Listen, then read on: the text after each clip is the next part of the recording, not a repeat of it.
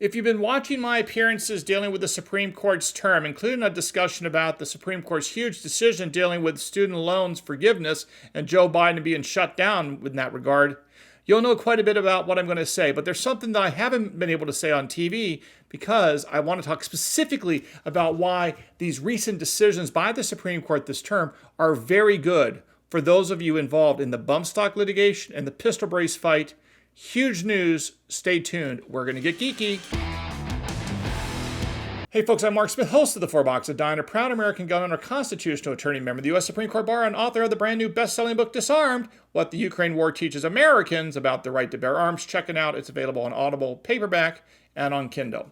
All right, folks, so I'm sure you've been reading a lot about this recent Supreme Court term and some of these big cases at the ending. We're going to break them down over the next few weeks as it makes sense, but there is some very big news here that I don't think anybody else has connected the dots, but I have, and you're going to be happy that I have.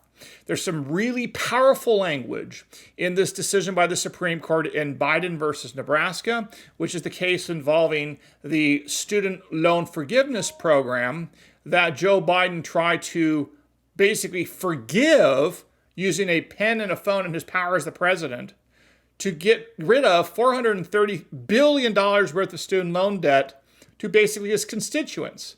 A lot of these people, I suspect, were public school teachers and other quote-unquote social workers and these kinds of professions that tend to overwhelmingly vote Democrat. That's my best guess. Nevertheless, if you recall, in August of 2022, Joe Biden promised this student loan forgiveness. He lacked the legal authority, but figured he'd roll the dice because he knew the Supreme Court would not be able to decide it between August of 2022 and November of 2022, which is when the midterms occurred. Now the Supreme Court has decided the case and concluded what was the obvious answer is that Joe Biden, as the President of the United States, with lacking taxing and spending authority, could not come out there and simply wave a magic wand with a pen and a phone and get rid of $430 billion of debt owed to the American taxpayer just because he wanted to. But there's some really interesting decisions, and I should say some very interesting language and analysis in this decision by Justice John Roberts that's very, very, very helpful to those of us who are interested in thwarting the ATF in various ways, including in the bump stock litigation, where they define a bump stock, a piece of plastic, as a machine gun.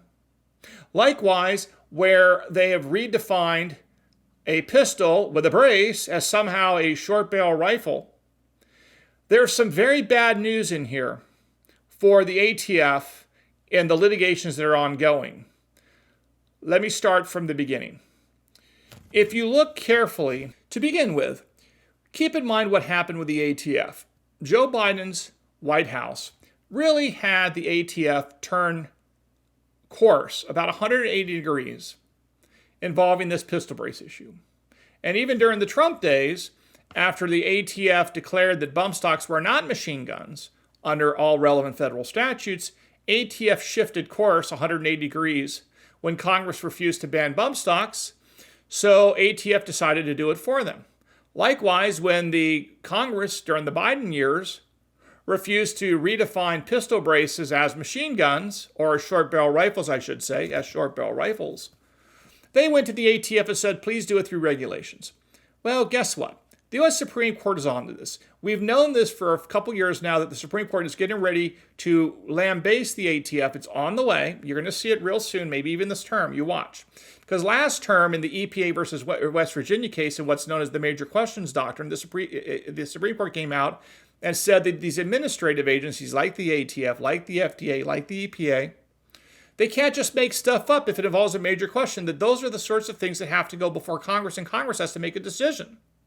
So that was the beginning of the end for the ATF's authority, which is on the way.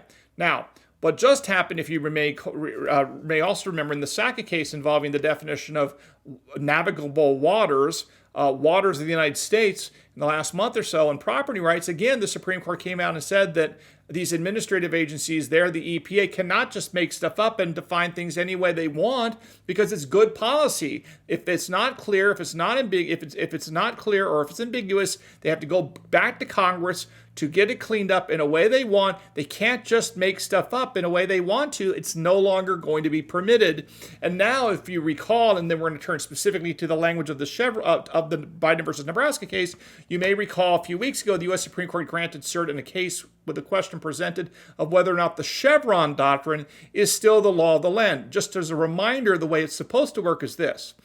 If there is a federal statute that is being interpreted by an administrative agency like the ATF, the EPA, the FDA, and so the SEC, and so on, those administrative agencies are allowed to interpret those congressional statutes in a reasonable way that's consistent with the statute. But they can't do things beyond what the statute gave. If the statute gives power to do X, the agency can only do X. And what's been going on for the last 20 some odd years is these federal congressional statutes say something like, hey, this is about, generally speaking, keeping the water clean. And then these EPA type agencies go out there and just, redefine what that means and add stuff as they see fit. And under the Chevron Doctrine, the general rule is that courts were supposed to defer to administrative agencies' interpretations of those congressional statutes. The one exception to that was supposed to be the rule of lenity. What the rule of lenity says that where an interpretation or a statute has criminal implications, meaning if you violate a statute or a regulation associated with the statute, you could go to jail as a criminal, then the rule of lenity applies. It says if there's any doubt about what the statute means, then you always rule against the government in favor of the individual American.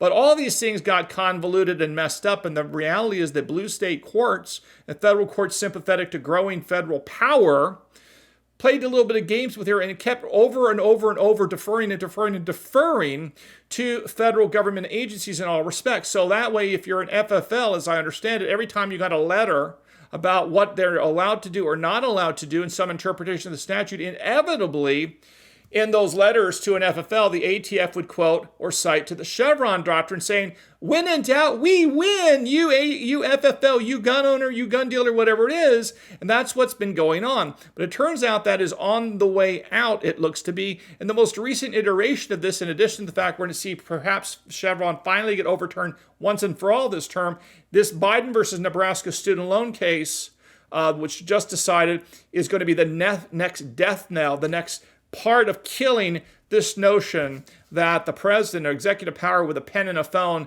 can legislate without Congress. Let's go into the details of this, and you're going to see immediately why this decision involving Biden student loans is very good for those of us who want to see the ATF cut back. So let us begin. One of the earliest comments made by Justice Roberts' opinion, I think this is the line of the day.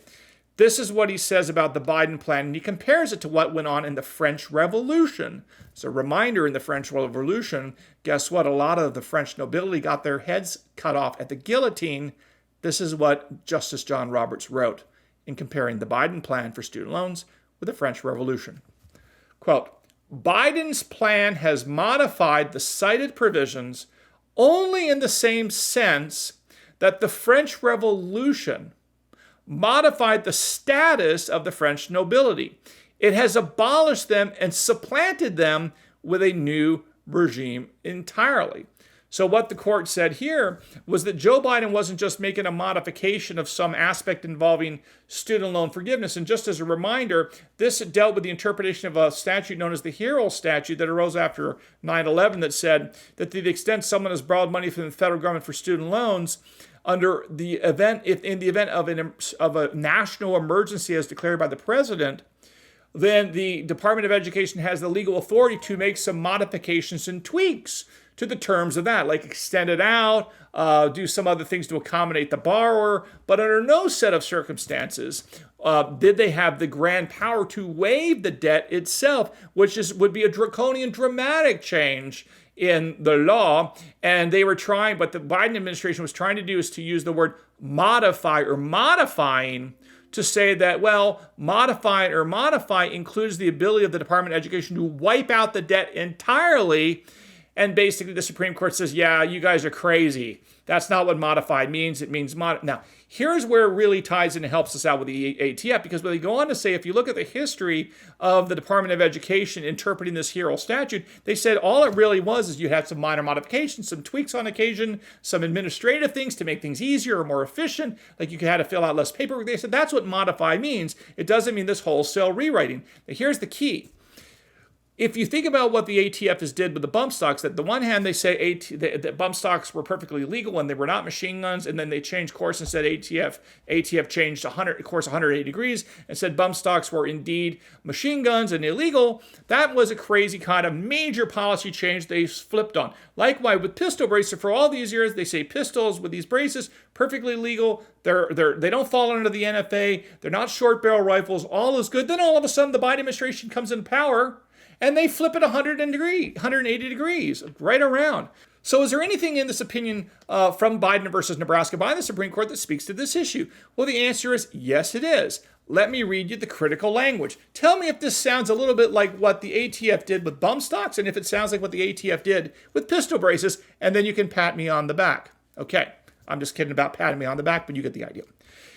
Here's what the Supreme Court said in Biden versus Nebraska student loans. Quote, during the first year of the pandemic, the department, that's the Department of Education's Office of General Counsel, had issued a memorandum concluding that the Secretary of Education does not have statutory authority to provide blanket or mass cancellation, compromise, discharge, or forgiveness of student loan principal balances. Hear what I just said? In 2020, the Department of Education came out and publicly says that we don't have the legal authority to forgive student loans. Then, this is what the Supreme Court says and observes. Then, quote, after a change in presidential administrations, and shortly before adoption of this challenge policy today, the Office of General Counsel formally rescinded its earlier legal memorandum and issued a replacement reaching the opposite conclusion. Period. Hear what I just said?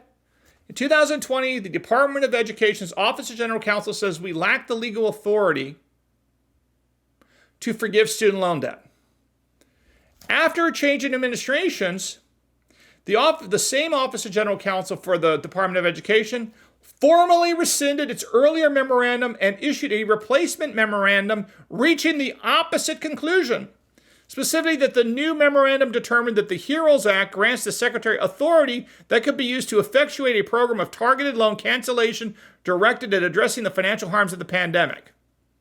Upon receiving this new opinion, the Secretary of Education issued this proposal to cancel student loan debt under the HEROES Act. Sound familiar? Yes, it should. Exactly what ATF did with bump stocks. Bump stocks are fine. They're not machine guns. Next thing you know, bump stocks are machine guns. You can't have them. Bing, bing, bing, bing, bing. Bad news. Supreme Court today says, no, cannot do. Likewise, pistol brace. Hey, sure, those pistols with those braces, perfectly fine. They're not short barrel rifle. You're good. Hunky-dory. Fine. Then Biden gets into office and flips 180 degrees. No, those are short barrel rifles, have to be registered with the NFA or destroyed or whatnot. No.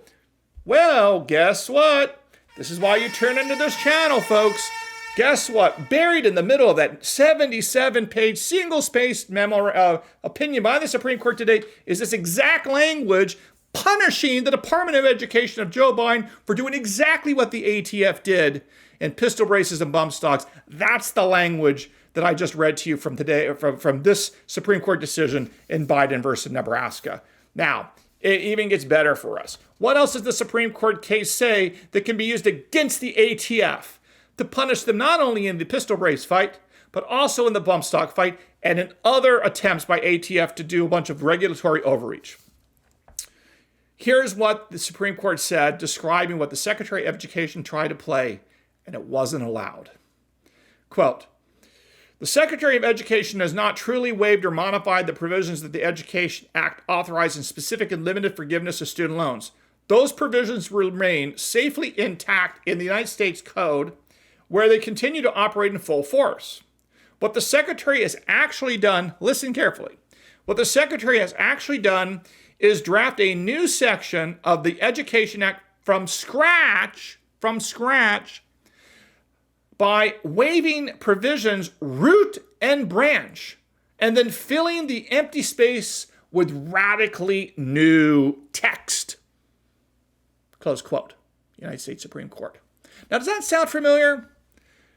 That somehow the Trump administration talks to Congress about banning bump stocks. It goes nowhere. So next thing you know, ATF, using its regulatory authority, goes out there and tries to say bump stocks are machine guns. A radically new view, just like the student loan forgiveness program of Joe Biden. Likewise with pistol brace. Perfectly fine.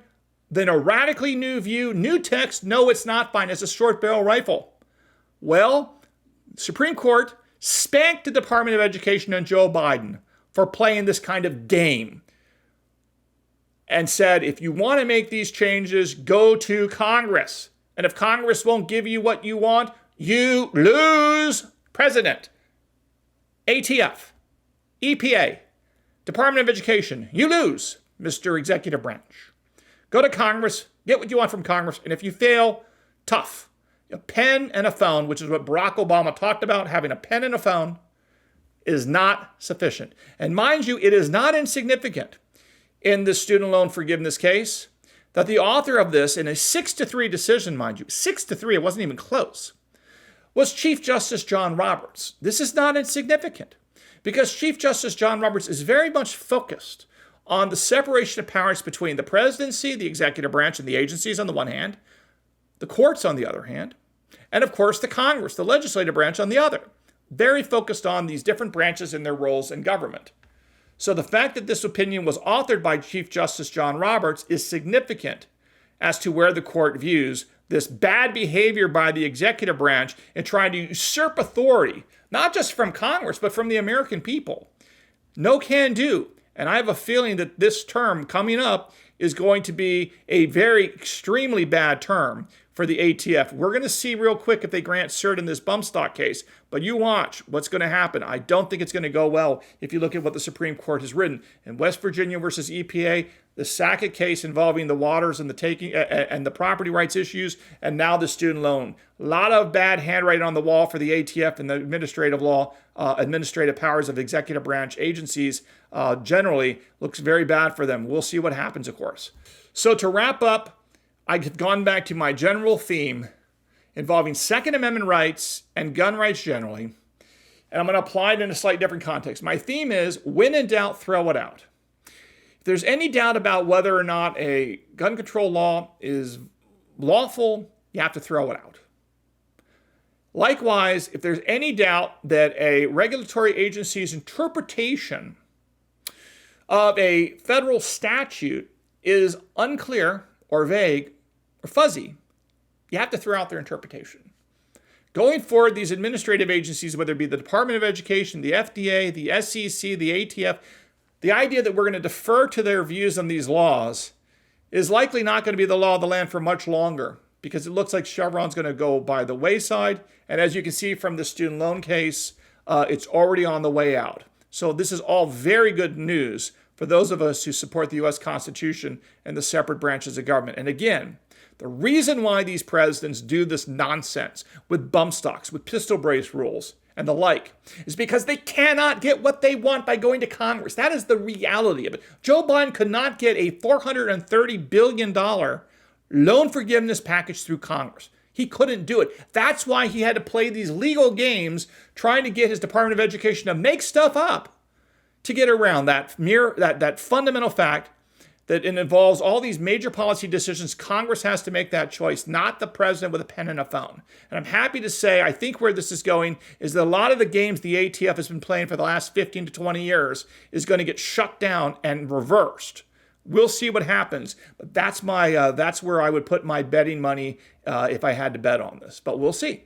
All right, folks, hope you learned a little bit something here at the Four Boxes Diner. We'll talk a lot more about the Supreme Court and where it's going for our rights and related topics. And if you haven't subscribed here, please do so at Four Boxes Diner on Twitter and the Four Boxes Diner here on YouTube. And again, we'll talk to you soon.